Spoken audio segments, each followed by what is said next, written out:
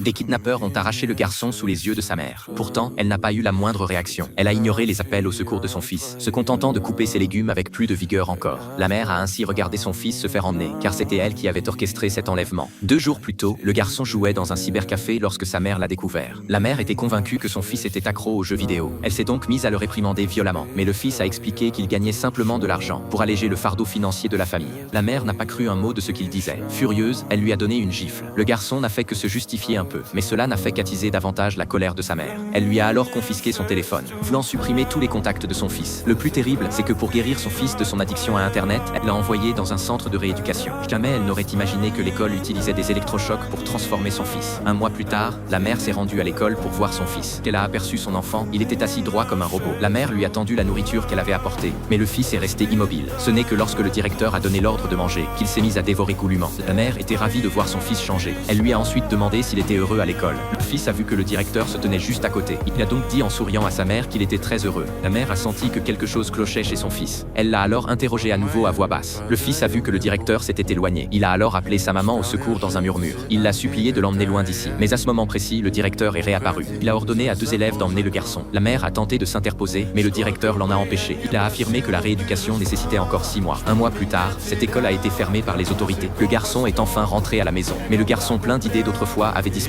Il était devenu une machine obéissante. Au moment du repas, quand la mère a appelé son fils à haute voix, il s'est levé immédiatement, allant jusqu'à se forcer à avaler désespérément le riz tombé par terre. La mère a enfin pris conscience de son erreur. Elle n'a cessé de présenter ses excuses à son fils. Mais son fils plein de vie avait disparu à jamais.